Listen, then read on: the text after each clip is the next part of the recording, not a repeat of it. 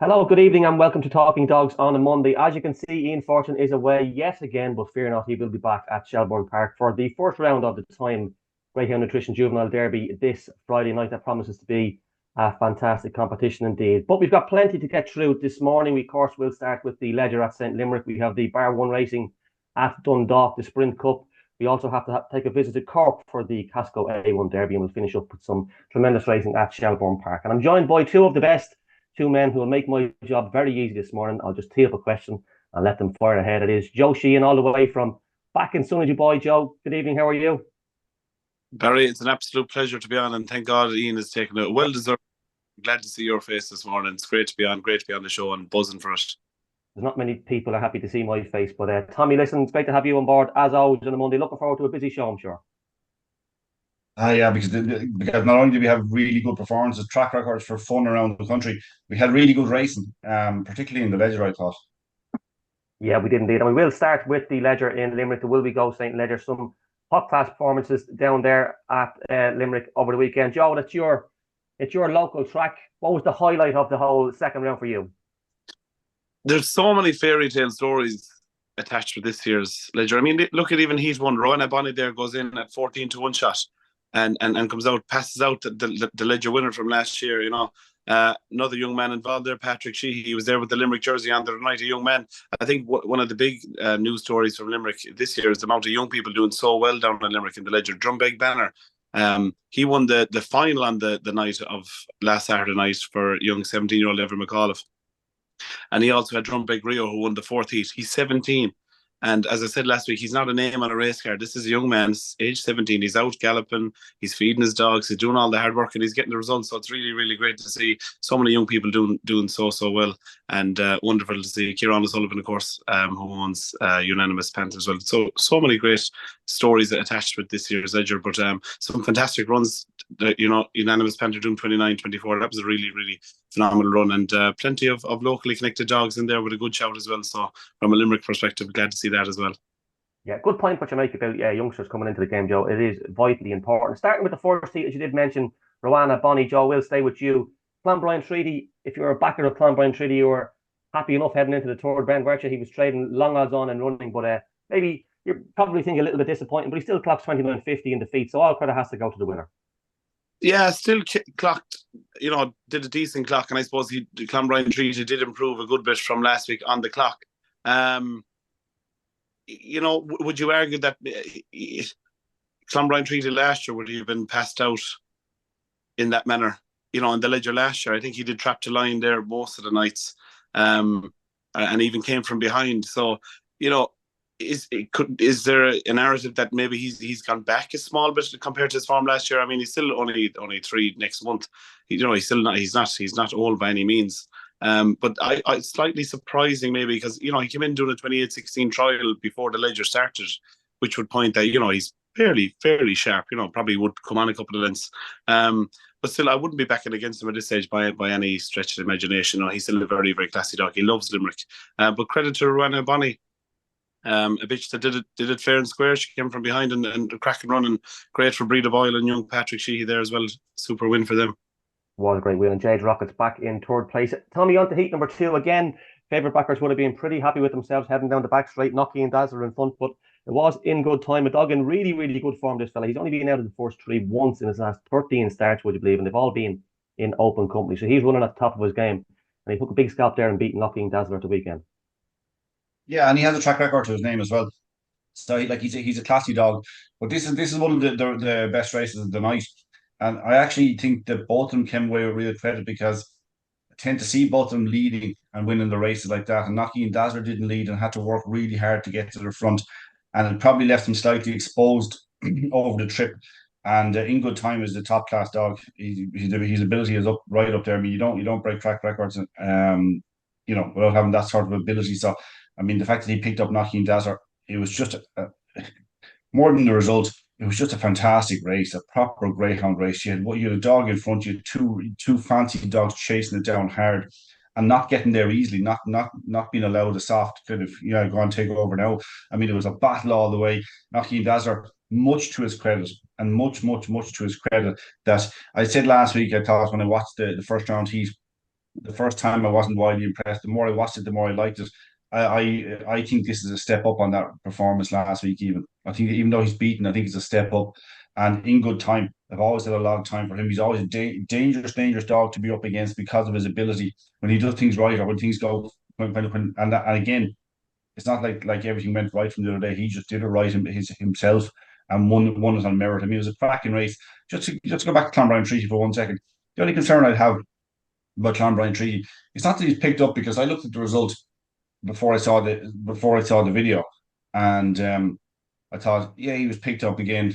Yeah, I'm not that worried. The time is good, but he was 5 lengths clear halfway. Now that is a concern. If he was a length and a half clear halfway and beaten a length and a half, you'd say fine. Now it is a step up in the clock, and he's with Graham Holland, and he's going to improve. But it seems to be a running theme of his races for going back a while now, that he can get, like, he's shown blistering pace, absolutely blistering pace at the moment. But he's not, because he's shown so much early, perhaps he's just not getting home at all at the moment. It is a concern. Yeah, 17. we'll finish up with just touching on, sorry, Clonbrien Treaty, Joe. He done the very same, was it in the Easter Cup at Shelbourne Park, the first couple of rounds, he really wasn't getting home, but he got home when it mattered on final night. I think he came from off the pace just to beat, I think it was his kennel companion. Joe, do you want to say something else about it? I was just saying, to add to Tommy's point there, 17:05 to the third bend. Absolute, that's phenomenal run. I like to do.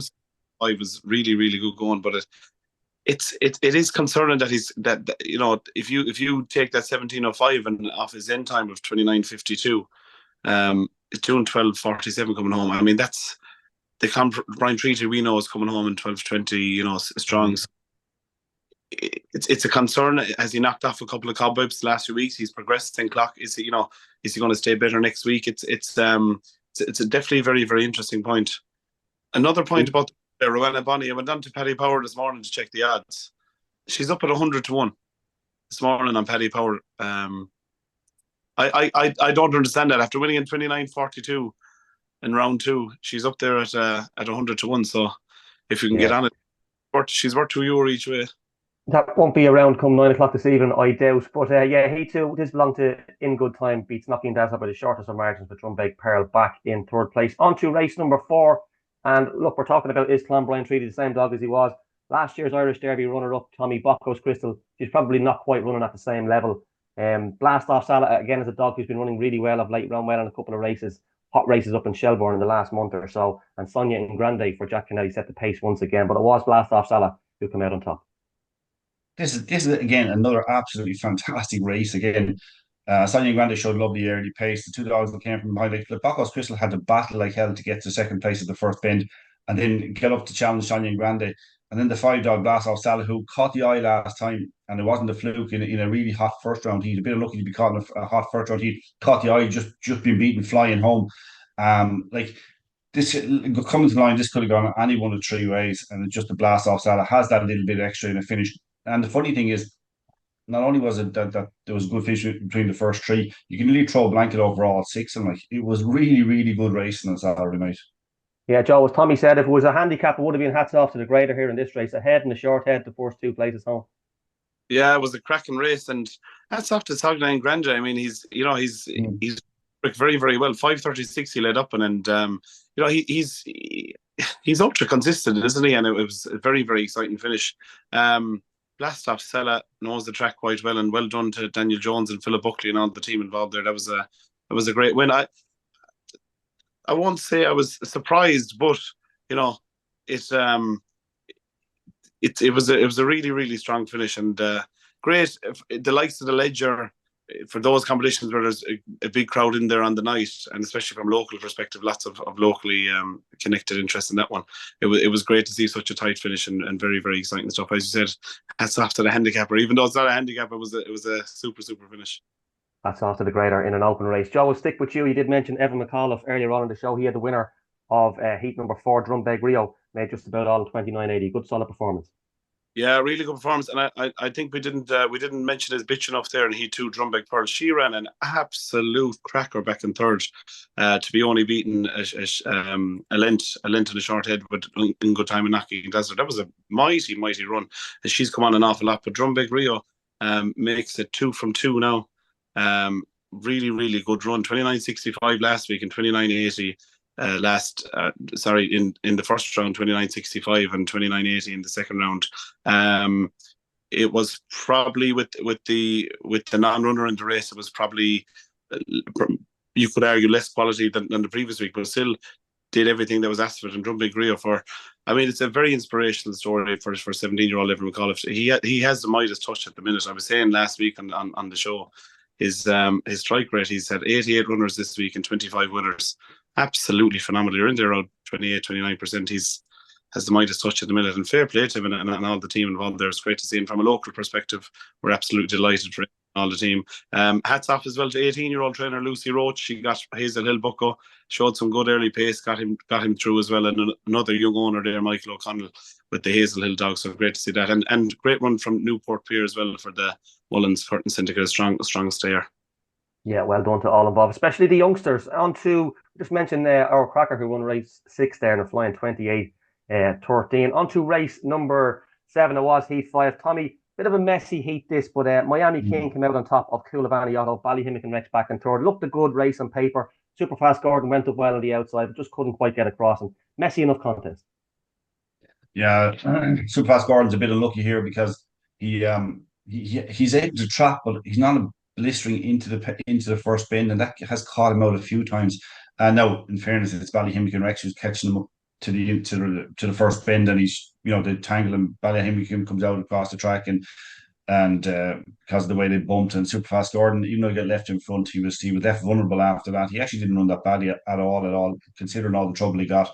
Miami King just came from off the pace. He's a strong dog. Coolavani Otto staying on as well.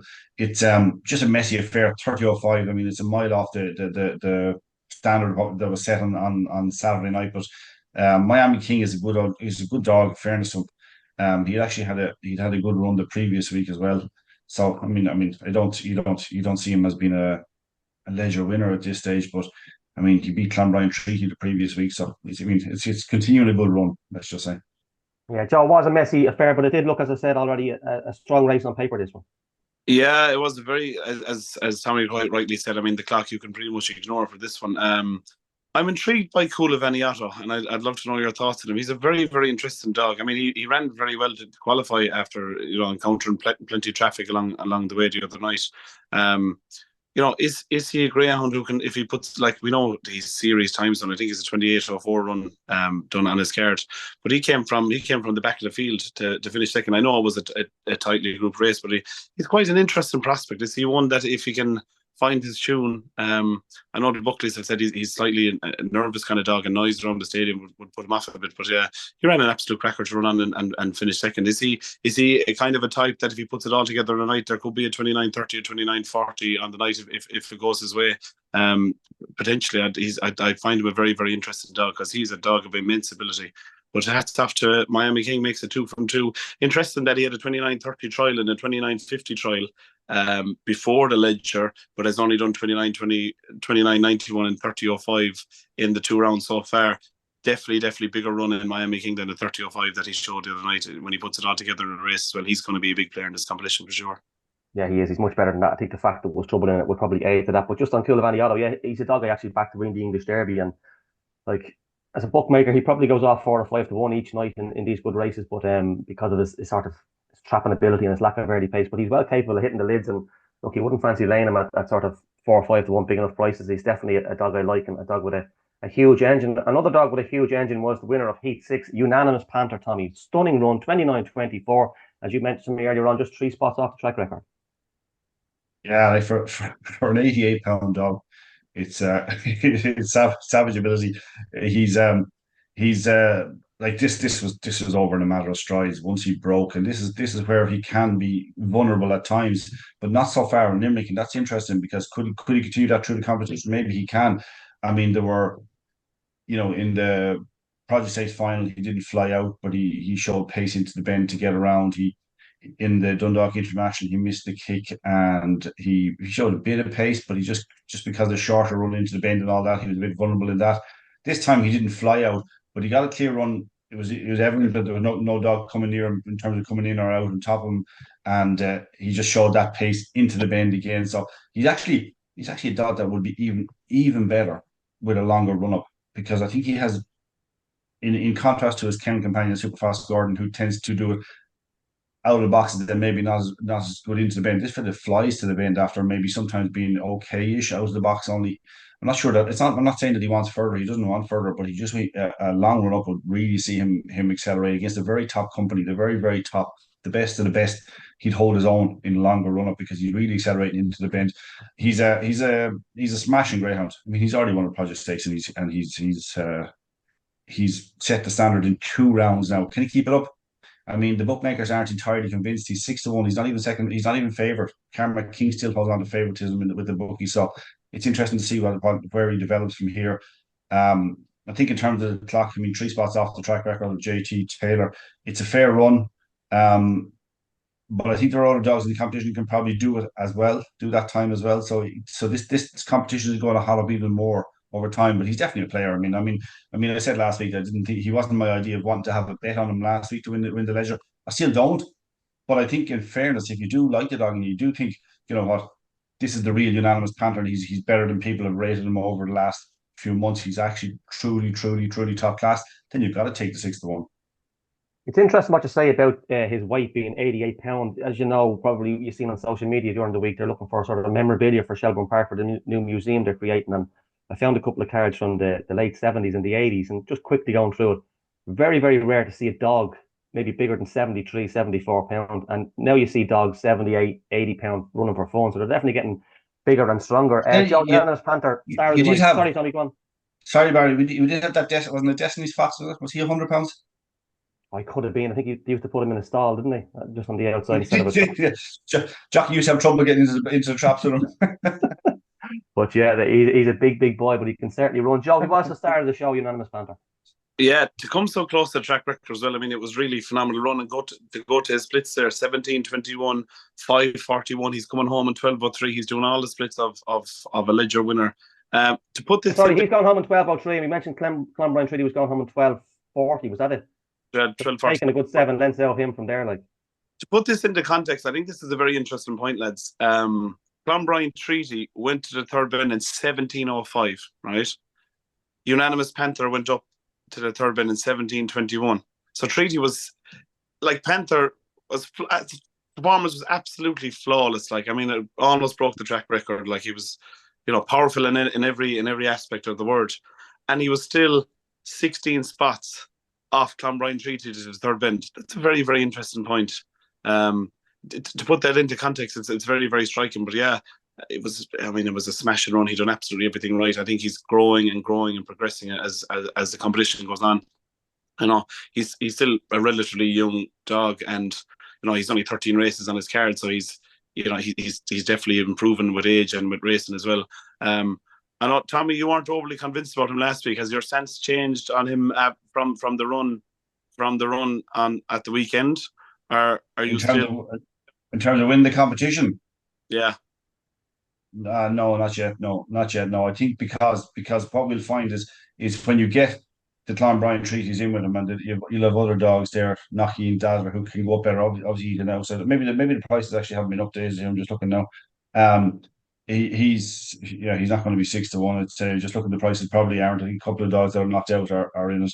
If he wins it, fair play to him. He's a serious dog, but I just think when it comes to a lot of early pace, and if he gets held up at a first bend or whatever, trying to pick up again and accelerate again. He's a big dog for that. Now, he is a really capable dog. He's a really likable dog. But I just wouldn't be in a rush yet. I think, Park Lake did a 29-24 early rounds of the Leisure. We thought he'd win it at the time. He didn't win it. It's not easy it's not easy to perform at that level and keep it going for 5 rounds. That's my only concern. If he wins it, fair play to him. He's a serious dog. Could you say Unanimous Panther? One. For any of them, though, it's not easy for any of them to keep going. I think he's a very, very solid dog. It's going to be an interesting race. A lot of early pace. So Unanimous Panther is still available at 10-1 with lionsbet.com if you want to get on there. You have to, of course. I just haven't got the license yet. The dog that does head the market, Joe, is Karma King for Owen McKenna. Dog I thought would go well at the start of the competition. Look, 29.56 last week. Visually a very impressive performance, but not quite Unanimous Panther style on the clock. Yeah, it was a very, I mean, he did everything right. It was a really, really good run and improved 16 lengths from the previous week. And who better to be training him than Owen McKenna? And it was a very, very likeable run. To go through Carmack King's splits, 17:44, 5:42. He came home in 12:12, which is very, very strong. And that's one thing, to win a Ledger, you have to be staying strong. You have to be doing 12:20 or less. And he came home in 12:12. So, a very, very powerful dog. And as I said, no better man than Owen McKenna. I think for Carmack King as well, the thing I really like about this dog is Jordan in Shelbourne, when he's running for those weeks during the Champion 550. He ran a lot of races. I think he won 6 on the bounce there between the 6th of April and the 18th of May. So, in the space of 6 or 7 weeks. And he stayed going and he stayed progressing throughout the competition. And it's all fine being a dog to come out and do a flashy run at 29:40 or 29:30, but to be able to consistently do that, and that's what you really need. And I think Carmack King, he's a justifiable favourite, even though Unanimous Panther did the clock. I'd agree with Tommy there. I think Carmack King, he's a justifiable favourite because it's very clear from his career to date that he's a competition dog. He can keep going and he has that stamina to keep going. And look at the run he did on the night in Shelbourne when he needed it most. And that's the good dogs perform when they need it most, and he did at 29:34 in the final of the Champion 550. He's a very, very classy dog and a very justifiable favourite, and I look forward to him continuing to progress and knock lengths off that clock as the rounds progress. Yeah, very good point, well made. You can see a lot of dogs doing just one flashy run, but the fact that he can keep it going over a number of weeks is definitely going to stand to him big competitions. Tommy, he was impressive winner, Carmack King, and must mention Kilcolgan Whitney back in second place, and McNeil, who's still running oh so well. Look, McNeil is never going to win a Ledger, I don't think, without a major slice of luck or a derby, but you definitely look to own a dog like him.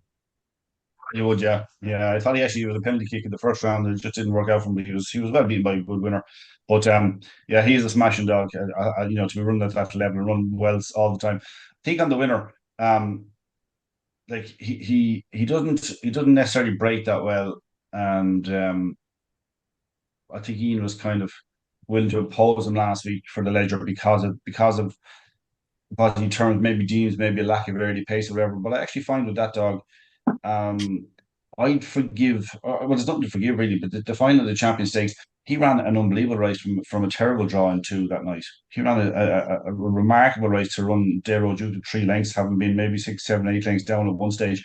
But if you look at his form, there's a 3:41 there. It's not lightning, but it's fast enough. It's fast enough to turn very close in top company. He has a 2:10, I think, for 5:25 at Shelbourne Park. His Clonmel splits aren't in 2:90s, are about 12 or 14 spots away from where you want to be for top class early pacers. But he went from 280 in the first round to 289 the other night and still improved in the clock. So I think, like Joe, he's a dog that's going to improve steadily through the competition. And he is, as long as he doesn't get something like, I don't think he can be as unlucky again to be a middle seed and get trapped 2 in the final. I don't think he'd be that unlucky. I mean, he's got serious ability. I think he's the one to beat personally. I still think he's the one to beat in the competition. Yeah, that's the run that caught my eye when he was second in the Champions Stakes behind Dale Road Duke. On to the final heat of the night, Joe. We did mention McNeil there, and Paul Hennessy had a 1-2 in the 11th race, which was Heat 8. JT Craze just getting up to beat Barefoot on Fire by a neck with Bentry Fate back in third. I think this run from JT Craze is an absolutely phenomenal run, and some great characters involved. I was there for round 1. Some great characters involved in JT Grace as well, including John Turner and Fergal O'Brien, the horse trainer from the UK. I think he's involved as well. He was there in Limerick with for the winning photo and with connections the first for round 1. What a phenomenal run for where he comes from. Is he back 4 or 5 lengths going into the third bend there, and he absolutely drives on home. And you love to see that in a dog, that just drive and that determination and that will to win and the guts. He showed great guts. And speak about splits coming home, he was coming home in about 11:95 from what I can see, the fastest of the night in terms of coming home and the fastest of the competition so far, doing 11:95, and that's astronomical pace coming home. And if JT Craze can put it together up to the third bend and knock off a couple of lengths to the third bend, he is a massive, massive player in this competition. I just love the way he drove on, showed huge guts, and that's just genuineness that you long for as an owner of a greyhound or a breeder or a trainer. You just long to see that guts and that will to win, and he has it in abundance. So, I mean, hats off to Paul Hennessy. JT Grace is definitely improving as the competition goes on as well. that did that 27:89 clock around Limerick. Limerick is a track that does take a bit of getting used to. It's not an easy track to run, and he knocked off 4 or 5 lengths off his time there on Saturday night. But very, very likable run, and I think JT Gray is a huge player. Yeah, Tommy, he's a huge engine. Probably wouldn't have the early pace of some of these in the competition, but if he gets room to operate, as Joe said, he's coming home fastest of all the second round dogs. Yeah, the biggest problem might be his middle pace, maybe. I really love the way he drove the first bend to hold his position against the rails, and you really like that in a dog. Like Joe said, he's the right attributes. For a dog that's going to win races, because you want to. You're not, if you start pulling out of anywhere, you're going to be losing races that you should win. My concern would be that he got into a lovely position out of the second bend, about maybe 4 lengths down, going to the halfway, and he wasn't outpacing Ventry Fate down to the third bend. He was they were matched in stride for stride down to the third bend. As there, he kind of began to take off. He got savage at pace. 27:89 in the solo. I think it was a solo beforehand. He's obviously got huge ability, but I think it's middle and early, crucial, or middle. Crucially, that might catch him out. Okay. In a word, or maybe 2, or maybe 3, Joe, what's your idea of the winner of the Will We Go.com St. Ledger at this stage? I said unanimous Panther last week, and I still like him. Although he's, when it gets down to the nitty gritty and the business end of things in quarterfinals and semi-finals, that's when you can see those 29, 24 runs go out the window when you don't get that space and get that clear run. But I just think he's all class. He's a proven competition now. He won the Produce Stakes. He's trained by Pat Buckley. I think he's won this competition 3 times before. He's very, very classy dog. If he's able to do it week in, week out, not a bother to him. And I'd still, it's a very, very, even going into quarterfinals to have a 5-1 or 6-1 to have the market led at 5 or 6-1, it just shows you how open it is. It is quite an open ledger. And from a spectator's point of view, that's a fantastic thing to see, that it is so open. But I just think he's all class, and who better to be training him than Pat Buckley. So I think, still unanimous Panther, but I wouldn't be surprised if I was eating my words as well. There's some fantastic dogs in this year's ledger. With those final 24, some real class and great depth to the ledger this year. Yeah, I'll side with Carmack King. Tommy, what way are you going to go? Yeah, I'm siding with Carmack King too, and I think the price is fair. Actually, I was doubting myself there a minute ago because I had checked out Checker, and some of them had Super Fast Gordon still in the betting and the like. But actually, I looked on the Paddy Power website, and it's 5-1 Carmack King and 6-1 unanimous Panther, 6-1 Clonbrine Treaty, 7-1 In Good Time. That looks short. JT Craze at 8-1 looks short. Knocking Dazzler 8-1 is probably close enough to right. Ballyhimmick and Rex looks short enough at 12-1. Coolgani off of the same price. That looks short. Barefoot on Fire 16 is again short. Miami King 16 is very short. I think if you're going to find the value, it's at the very top of the market. If you like Unanimous Panther, you're getting a fair price. If you like Carmack King, you're getting a very, very, very fair price of 5-1. What about Rowan? 1? Is that a mistake? John? Rowan Bonnie, is that a mistake or what? It's 100 to I couldn't get over it. No, that's right. That's right, yeah. She's definitely after the run the other night. She's definitely worth €1, €2 each way anyway. You just like she's gonna get caught up in traffic, you'd imagine, in hotter heats. She's gonna have to step up quite a bit. I think the price is about right, I'll be honest about it, but 200 to 1 it's hard to say to a fella. Lionsbet.com. I wouldn't like to lay her out one now, to be honest. Hard to tell a fella when he fancies 100 to 1 chance that you don't fancy it. If you fancy a horse, a dog that's 100 to 1, you have to back it. You do. Well, look, good luck to everybody with runners in the quarterfinals, the last 24. And again, our thanks to willwego.com for their generous sponsorship of this year's Irish St. Ledger. Now we're going to go down south, lads. Just going to touch at Tralee for a second. We had the MCP Group 750 at the weekend, 4 heats there. A couple of huge runs. Standout performer again was Tuono Charlie, who remains unbeaten over 6 bends for Sharon Hunt. Tommy, we've seen him impress around Shelbourne Park, and a track record to his name now over the 750 yard trip. He did exactly what he's always been doing. I know it got tight in the Cork and Dundalk, which it should do because it is a Cork and Dundalk after all. But he did effectively what he'd been doing for most of his 6 bend career, popping out in front and just opening up an advantage by the second bend and not looking like giving it away at all. That's what he's done most of the time, with the exception of when Ballyhooly TJ gave him a couple of frights in the thing in the Cork Cullen. But this MCP Group 750 is clearly a step up on the 750 action that had been in Tralee for a long time, because I was looking it up actually. There haven't been that many six bend races in the last few years, but there were 52 of them. I think about, if you go back 4 or 5 years ago, there were 52 of them in the year. I was just trying to see. I was just trying to get a bit of context. It's hard. It's difficult to get context on a track record when you don't know some of the tracks and how often that they race and things like that. So over the trip. So obviously this is a huge step up. Like 40-76 is an outlier if you it's a bit like I think looking at Broadstrand Sid last week taking whatever 17 spots off the sprint track record, that is absolutely phenomenal. It's hard to gauge exactly how good this is from Tuono Charlie, again, because you haven't had as many greyhounds of highest quality running over 750 here. So I wouldn't take much away from him, because he's one of my favorite greyhounds in training. He is just a joy. He just gallops, and then when you think he finished galloping, he just gallops a little bit more. Yeah, Joe, Cork A1 form really stood up in this, because Ballyhooly TJ won the last heat. Kintork Road won heat 3. I think she was the winner of the Cork A1 last year, and the first heat was won by Droopy's Comrade for Fraser Black. So it looks like a high quality contest, but yeah, Tuono Charlie was definitely the star of the show. And Droopy's Comrade was third in the Cork A1, I swear, wasn't this? And again, he did exactly what Droopy's Comrade does. He looked like he had a lovely little there was a little gap there. You say, go on, be brave there at the last bend. No, I got to go out the outside. He's just his way. It's just his way. Unfortunately, Fraser Black talked to Ian about it actually, and said that that's just, he's been doing that from all his career effectively. So, again, he's a dog I want to see over 850. You might get your wish on Night of Stars. Like, Joe, what was your standout performance in the first round of the Group 750 MCP even? Such a phenomenal run from Tuono Charlie, and looking at his card there, he's won 11 on the bounce.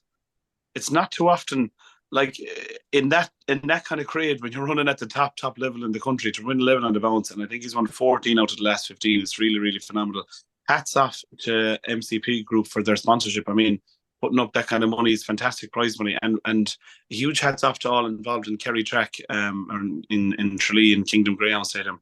The Kerry people are very, very passionate about their greyhound racing, and they have stakes and sponsors coming in all the time. They're very, very proud, and they're very passionate, and I think other tracks need to look and see what they're doing to try and get that sponsorship in, and people involved.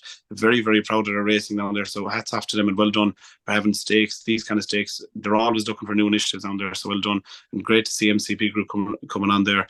Some really, really good racing on the night. I love 750 racing. I love distance racing. I think we need to do more of it. They got 24 the other night. It'd be great to see those competitions kind of filling to 48 and having more and more greyhounds in it. But some really, really nice performances. But yeah, Tuono Charlie to do 11 on the bounce was just absolutely phenomenal. Imagine owning a greyhound like that. That's the dream. That's me in heaven if I ever get to own something. It's a bit early for heaven for you yet, Joe. Listen, we'll skip across to next door to Cork. Tommy, we spoke on the show the last few weeks about the quality of racing at Cork on Saturday nights there for the last few months, and again, didn't fail to disappoint. The Casco A1 525 stake, again, for really, really impressive winners, but no doubt about the start of the show was Romeo Control. Finally got his start right and ran out a very impressive winner, 10 lengths in hand. He won heat number 3. We'll start with heat number 1 just briefly. The Dapper Flynn wins this. Shortest of margins, beats Carrigoon West in second place, with Delder's Bell back in third. Yeah, good, powerful performance, getting up late to win it for Pat Kiley. He's a smart dog. He had to do a bit of clever tracking along the way. He had a run behind Churchtown Sid the last day. I just thought it was a really good effort. And the clock is good, 28:41. He's just that you're being overshadowed, as you said, by Romeo Control just on the night.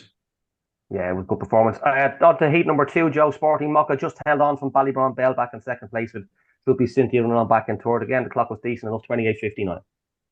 Yeah, great to see these tight margins as well, and great to see this competition.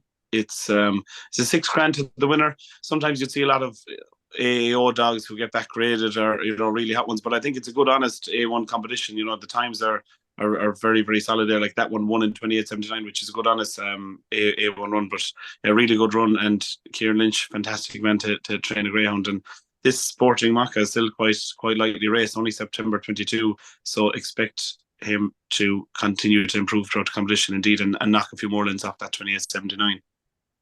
Tommy, on to Heat 3. Romeo Falco was the odds-on favourite here, 6-4 on, but he was badly balked the first bend, and it was Romeo Control who made all in 28.09. As you see from his sectionals, he was clocking a lot of 350s, 340s, but he really got it right in the night, 326, and absolutely blew his rivals away.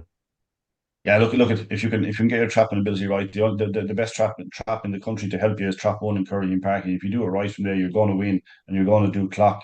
That's not taking that away from him. I think it's the first time he's actually led in a race, and he's shown the ability that he has. I mean, he qualified in 28, what was it, 19, or so, you know, beating half a length, 29.22 he qualified, or 28.92, or 22. Geez, I'm getting confused. I'm in fingers this morning. He's got, like, what the question you'd be asking yourself is this going to be a one-off, or will he be able to do this consistently? That's where you're talking about. Now, we did say, and just to be fair, we did say in the last while that that sectionals have been very fast. You know, there's been a 3:15 done and whatever, but 3:26 is still exceptionally good. Still exceptionally good for a dog with very little experience. I think that was his sixth run, was it? So I mean, he can improve. I just like to see him trap again next week. I don't think I'd like to pay to find out, because he'll be a short price, but I don't think I'd like to pay to find out will he do it again. But I'd like to watch it and hope that he does it again and that he turns into a bit of a star. Joe Churchtown Sid won the last heat for Dennis Fitzgerald. This dog, he won the valuable Greyhound Racing Ireland Summer Open 525 at Shelbourne last year. He's already amassed €21,000 in prize money, and he's still running as well as ever. I was just going to say there before we move on to that one, it's great to see the form of the Dennis Linehan Open Unraced being frank. Romeo Control, he was second. That would beaten 10 lengths. But for him to come out and subsequently do 28.9, I think hats off to Dennis Linehan. That's a wonderful stake as well. That's going from strength to strength, and great to see the form of that race working out so well. I mean, that's really, really great to see. There were some really, really nice juveniles in that one. Churchtown said, what a greyhound, fantastic. And look at the breeding as well. Skywalker Pearl, really, really great to see. 15 wins and 3 wins on the bounce as well. It's a very, very, even though that run was done by Romeo Control, even outside of that, it is a very, very tight competition, and you have some really, really classy dogs in it. And that's after Dennis Fitzgerald as well, after April 20 whelp, so heading for 4.5 and still in that kind of form. That's talk about greyhounds. Joe and Churchtown Sid is one you dream about as well. So, but well done to Dennis for having him in such great shape. 28.48, fantastic run. Yeah, huge amount of prize money. Best of luck to all runners in the semi-final of the Cork A1 Derby at Cork Park next Saturday night. Now we're going to head north up to Dundalk, as I like to call it. Though it wasn't much fun down there on International Night when I didn't back a winner all night, but that's just my fault. Kicking off with heat number 1. Visually, I thought this was one of the most impressive winners of the night, Tommy. Trinity Jr., he showed unbelievable track craft. Look, I know he's been around the block and he's been at a variety of different tracks, but going into the first bend, wouldn't quite say he was a million, but he was definitely double figures to win, and he showed amazing track craft to go around the outside of Pepperchon and go on and win handsomely at the line. Well, Ian phrased it well last week. He said he ran like a real 4-bend dog, like a top 4-bend dog. He did, and he did the same thing again, because he hasn't got that at this stage of his career. Like, he is one of the most likable greyhounds in training and has been for years. And like, at this stage of his career, he's not going to be sharp enough to pop out in front in this sort of competition. You know, the very top sprinters. This to me is the best sprinting trip 400 yards, rather than 330 and 350s, or asking a little bit too much of getting out of boxes. 400 yards allows you to just do what he's done there. Allows a good 4-bend dog to kind of make up for maybe not being as sharp at the boxes. He is a phenomenal dog to be doing 21.02 at this stage of his career, and doing it, having to wend his way around and in between and bob and weave and do everything he did. And he's beaten Pepperchon, who was impressive the previous week. Ran a super race. What does he do? 21.28 the previous week, half an hour leading all. I mean, it's not just a good effort; it's good form as well from Trinity Junior. What a smashing greyhound he is. Yeah, Pepperchon ran well for Martin Lanny, who has won the event before in the past and was a beaten finalist on a couple of occasions. But yeah, Joe, Trinity Junior, very likeable performance. I absolutely love this greyhound, Trinity Junior. He's absolutely phenomenal. To do what he's done in his career over even a variety of distances. I mean, he's won over 550. He's been top class over 525, and then to go out and do that in the 400. I agree with Tommy. I like the 400 yards. It gives you a bit of space. Even the run to the bend, it gives you a bit of space to sort yourselves out. And it allows the cream rise to the top, which is really great to see. But Trinity Junior, he's approaching for last 3 runs, 28-13 in Shelbourne, 20-92 and 21-02. I mean, hats off to Peter Cronin for keeping Trinity Junior in such fine fettle. Really, really great to see. And another one I'd love to own. That's the dream. That's the dream. That's what I'm saying in my prayers at night and praying for a dog like Trinity Junior to own. But we'll get there someday. 21-02, phenomenal. He's just hats off to him. It's a phenomenal performance. Yeah, well done to Peter Cronin. He's running as well as ever. Another dog who can mix of 2 and 4 bends was the winner of the second heat. Tommy Road Exile, 21.05, beat Romeo Taylor and Black Nose Clover Black in third.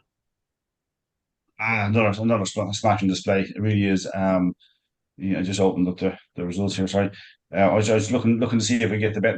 It's he's been around. He's been around a while. He originally came from Youghal, racing in Youghal. I think maybe tried when he raced there, beating Romeo Taylor. It wasn't exactly the most straightforward of heats, and I think there's probably the 29 seconds or 21 seconds was the best of the round. But I think there were a few runs where you could say that they probably could have, if things had gone right, they could have dipped under 21 seconds. And this is definitely one of them. He's a smashing dog. It was a really good heat. Romeo Taylor actually ran a cracking race in the field, I thought.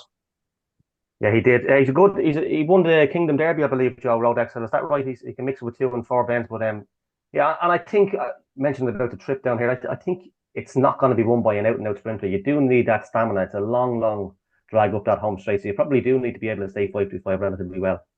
He won the Kingdom Derby beating Super Press Gordon. Really, really likeable run here from Road Exile, and I think it puts the performance last week into perspective when he was beaten 5 lengths by Broadstrand Sid. Broadstrand Sid made them all look, I don't want to say it in a smart way, but he made them look moderate. And when Road Exile comes out and does that kind of a run, the 21.05 last weekend, and beating a field like that, it just really puts into perspective that track record run from Broadstrand Sid. But hats off to Pat Buckley with Road Exile. Really, really good run, 21.05. It's a very, very hot competition this year. Entries were very, very strong for the Bar 1 sprint this year, and it was really, really great to see. And I'm looking forward to see what the next couple of weeks hold for this competition. Yeah, it always is. A dog who should be there in the next couple of weeks is Broadstrand's Sid. Joe, stay with you. Look, wasn't that well away at the weekend, but showed unbelievable pace. Good to see the other Kobe qualifying back in third place. But it was a hot heat. You had the promising youngster Croker Sydney in there, bobsleigh Sid in there, dog with huge ability as well. But not a tricky enough heat, but he showed all his class. Broadstrand Sid to come out on top again. Yeah, the cream always rises to the top, and even though he was back about 3 lengths on that first split, doing 7.23, he had done 7.01 the previous week. He had to do it the hard way this time, but yeah, the cream rises to the top. He showed his class, and he really, really powered home, and he's probably still there in Dura's favour and justifiably so. He's probably going to be pinging it a bit better than last weekend going forward. But he's just all class, isn't he? What a greyhound.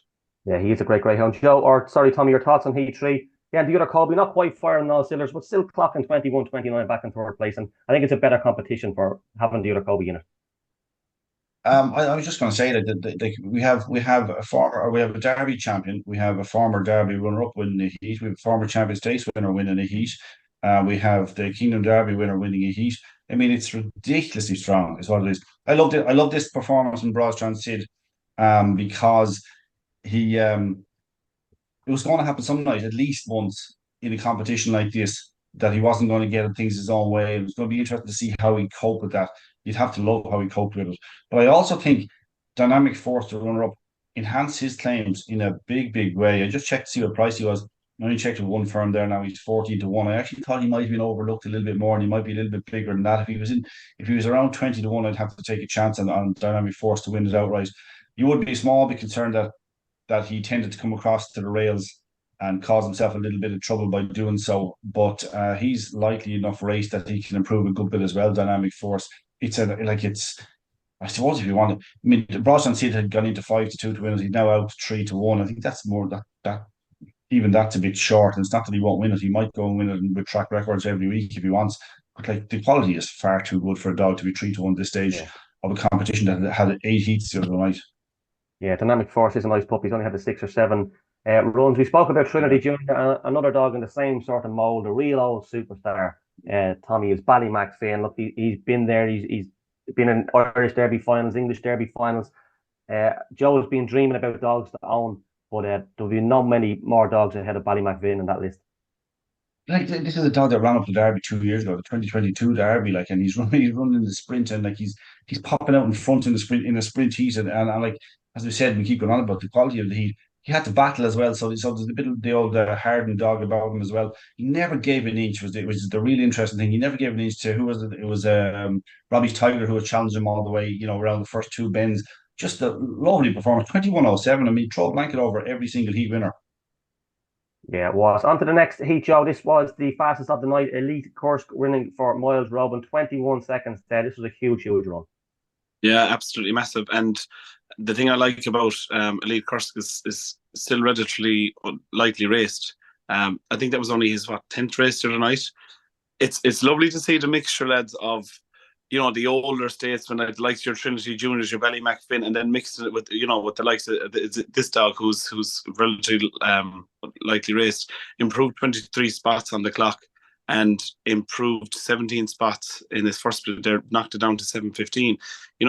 He's only June 22 whelp, so just gone two, and fits the kind of profile of a dog who's going to continue to improve, and that's where that 21 seconds could be brought down to 2090 or 2080 even going forward. Had an 18:38 around Dennis Corty before racing. I mean, if I was sponsoring this competition, you'd have to be very, very happy with the quality and profiling category of greyhounds who's in this year, in the Barman Sprint this year. But absolutely phenomenal run, and I think has the kind of makings of a dog who's just going to continue to improve throughout the competition. Yeah, just a word on the sire. Not many people wouldn't know the sire. He seems to be a homebred for Miles. Elite Black. Look, he was no superstar. He was a good sort of an open class dog, and more than paid his way. But he only has 3 litters on the ground, and it's well worth having a look at those 3 litters. He seemed to, let's just say, he's a better stud dog than he was a race dog. So wish Miles the very best of luck with him going forward. That is Elite Black, but of course the sire of Elite Kursk. On to race number 8, which was Heat 6, Law Hill Bruce here, Tommy, 21:24. Look, Neon Knight back in second place. But for me, the talking point was Ballinakill Alf. Just didn't look like the Ballinakill Alf we know and love back in fourth place. No, and I thought effectively it was a penalty kick for Ballinkill Alf. It looked like that sort of makeup. I thought, if you forgive the run in the first round and say, we know he's much better than that, to say, yeah, he's going to win this heat, but he just not himself, not at his very best at the moment. I'm sure they'll find a way to get him back to his best. The winner was good. The winner was perfectly good. Actually, it was a nice run. I'll just go back for a second there, Lee Kursk. He's another player. Like, I'll tell you what I would love about looking at this, looking at Lockhill Bruce, looking at Lee Kursk and all the other heat winners. You'd be saying to yourself, if you're in Curraheen Park now, or you're involved in Curraheen Park, you'd be sending the management up to the next round and going, lads, I look forward to seeing every single one of you below in Curraheen Park, because a lot of these are 5.25 dogs as well. And like, obviously there's a correlation between 400 yards and the 5.25, the sharp 5.25 of Curraheen Park, like how well they fit together.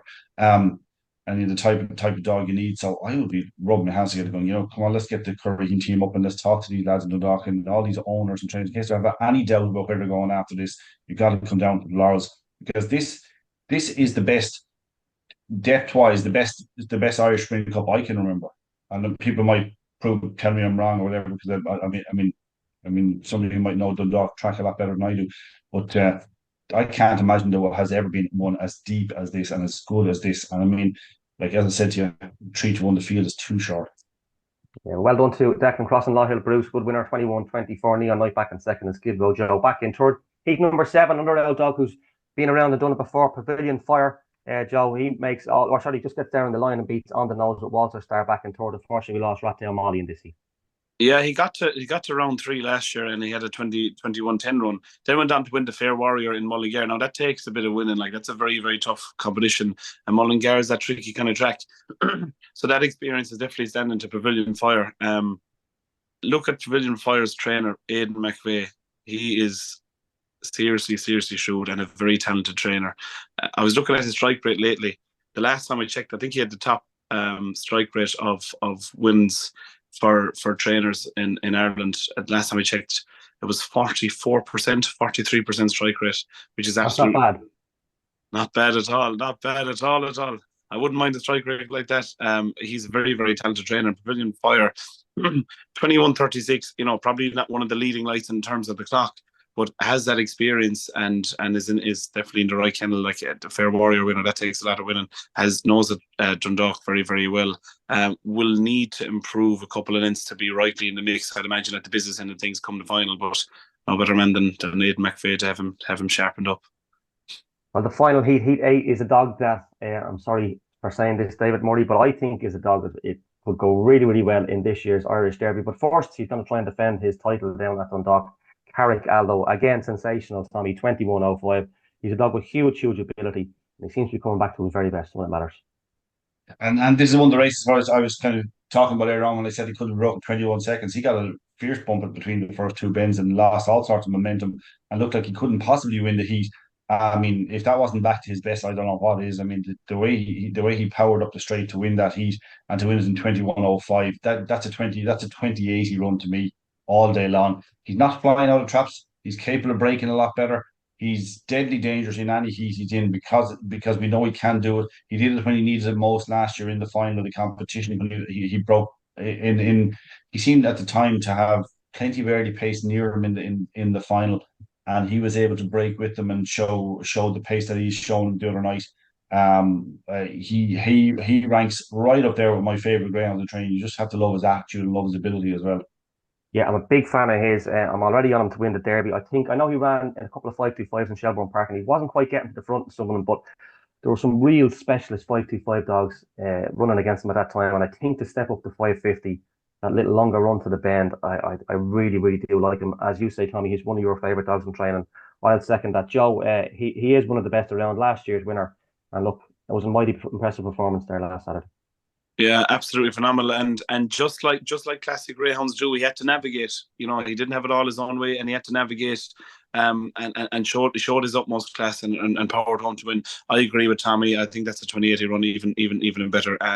This competition really excites me. The depth in it is phenomenal, and I know sometimes you make a habit of saying it for a lot of competitions, but really and truly, the depth in this, from just the profiles of dogs and the dogs who have won such different competitions, 550 competitions, sprint competitions, fair warriors, everything, and it's just a great competition, and really looking forward to the remaining rounds. But Carrick Aldo, the cream rises to the top, and it did for him last weekend. He's all class. Yeah, into the last 24 this weekend. Best of luck to all connections, and once again our thank you to Bar One for their generous sponsorship of this year's Irish Cup. Finally, we will finish with Shelbourne Park. The feature on the night was the novice unraced stake. We'll get to that in a moment or two, but there was an unofficial track record on the card at Shelbourne Park on Saturday night in the 600-yard race. I was on commentary, and it sort of did caught me by surprise a bit. I actually thought when they went past the line it was a 5.75, and I was a bit like, it was a sort of race to me. The Bull Falcon won it, but the second race in the card, it wasn't a final. You weren't expecting a track record on, Tommy, if you know what I mean. All eyes were on Right Hope Beach in the race. And then when he was sort of out of it at the first bend, you knew what was going to happen. It was a quite uneventful race, if you know what I mean. You knew that the Bull Falcon was going to get the better of Brunswick Bullet Corner for home. And when they passed the line, I seen 31.72, and I went, that's not a great run. And then I was, oh, hold on, that's one of the best runs we've ever seen, ever. So 31.71. I know it's not up on the computer as yet. They had slight issues with the software there, but I believe it's going to be marked 30 fast, which will bring it to 32.02. Still an incredible run. Log Hill Duke has a track record 31.91, but the Bull Falcon, he's really come into his own. He's won his last three now around there, and that was a hell of a run there Saturday night, Tommy. I assume track records still stand. I mean, you don't have to. You don't include the rating of the track, because I mean the rating of the track is down to human error as well, down to decision. I presume it is a track record. It was a fabulous run. The beauty of the run was the fact that Brunswick Bullet showed pace into the bend to take over from the Bull Falcon. The Bull Falcon then had to accelerate away from the third bend home. He was savage in what he was doing, because I'm looking back, like most people were, to see where Right Hope Beach was, to see was he going to get involved. Penny's Links is a very fast dog. We've been watching him in the top races for quite some time, over 5.75 and 600. It was a huge effort. Both the Bull Falcons had this kind of, you can never say they've had a track record in it, because there's so many dogs you could say it about, but he's got that, like, he's got that ability that he was seeking a hat-trick, right? So he's obviously in good form, but he did 28.13 on debut in Tralee. and that was the same night that the 28:03 was done by dog that was running in the leisure. Oh my! Anyway, I can't. My head is gone. Sorry, but we were talking about the dog, the Coolvanny dog. When the Coolvanny did it that night as well. He did 20. I think he did 28:03 that night. But anyway, like he came behind from fifth to win 3 runs ago now, and then he came from mid pack to win the last night. And this time he was able to turn. He was actually able to pass the line in front, turn second, and then show his pace. I mean, 31:72 was absolutely savage. And I think like I'm assuming it is a track record. It is, isn't it? Well, look, no matter what way you look at it, he started at the same traps and he finished at the same line. But look, the track is running incredibly fast there, really. I'm not sure what way it works, and that's to be honest with you. I didn't think you can have a track record if the track is marked fast. But I know Ballymac broke the track record on the sprint track, and that was marked 15 fast, which is still a track record. So I'm not too sure. But look, nonetheless, it's an incredible run. Joe, your thoughts on that run?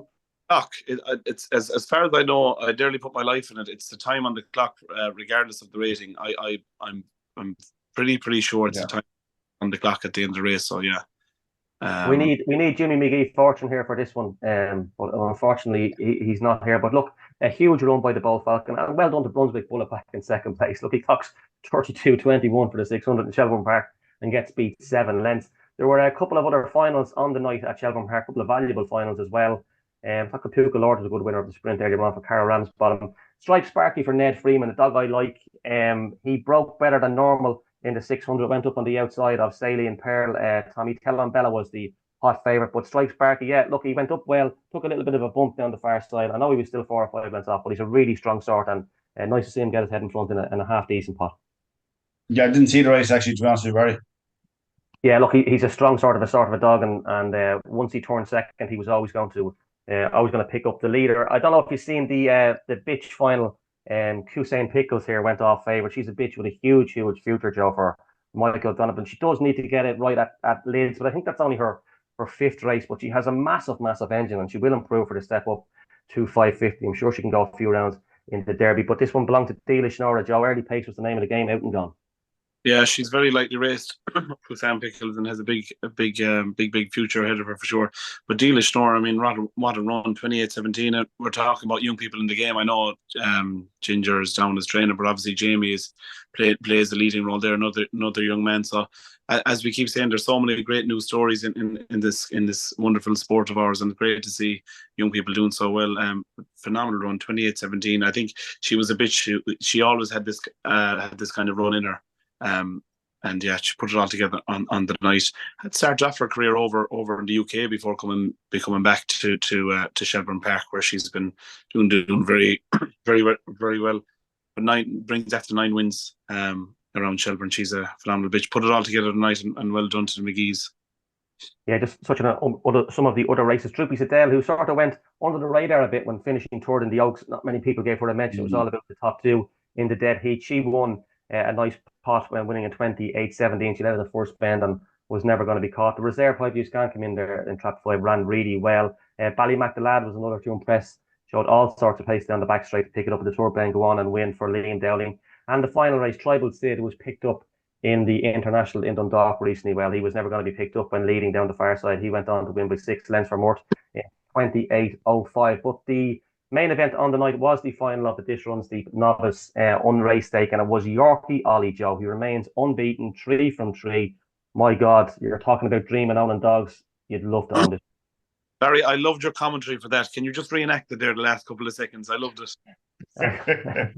I can't remember in which order. I said I only plan to say it's the Jolly Ollie, and then it just came to me who wins lots of lolly. But not everybody loved that commentary, Joe. We'll leave it there. Not everybody loved it. But was being important said to me, I'm glad you just didn't say Yorkie. He's not for girls, because it would have been all sorts of trouble now. Yeah, it was Ollie the Jolly who did win lots of lolly, €10,000. But a very impressive performance, Joe. Yeah, he is. Talk about exciting greyhounds. He's a greyhound with a massive future. Look at his card. Won his first race by 15.5 lengths. Won his second race by 14.5 lengths, and wins the final in a race of that class by 7 lengths is absolutely phenomenal. And he was marked at the time when he done that 28-second qualifying trial back in June there around Shelbourne. And this is a dog with a massive future. He'll stay, and I'm sure he'll be back here at the Derby, you'd imagine. I'd say he might go for the juvenile starting next Friday night, Tommy. Would you imagine that'll be the next step, or will they sort of go, look, he's won us 10 grand, we'll leave him off, but sure, why not go for the juvenile Derby? He's proven over the Sprint. Yeah, look at they'll have to make that decision themselves. He's only November 22. The damn outdoor roller was actually a stayer, like a kind of a 5.75 bitch, kind of getting up late to win things. If he's going to stay and develop stamina, which you'd imagine he will, he's going to be a phenomenal force. He's November 22, so you possibly have when you do have a chance of winning the Derby even this year.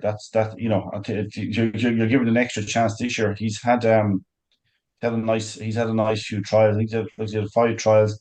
Those 3 runs, the run the other day, like, and it's only a 2:06. I say only a 2:06 because I'm sure he'll sharpen up on that as well. It's 2:10, 2:06. He'll probably take another bit off that as well. I don't know where the ceiling is. I mean, rating Shelbourne Park 30 fast as well. Was it 20 or 30 for that one? I think for that one it would have been 20 fast, so 28 always.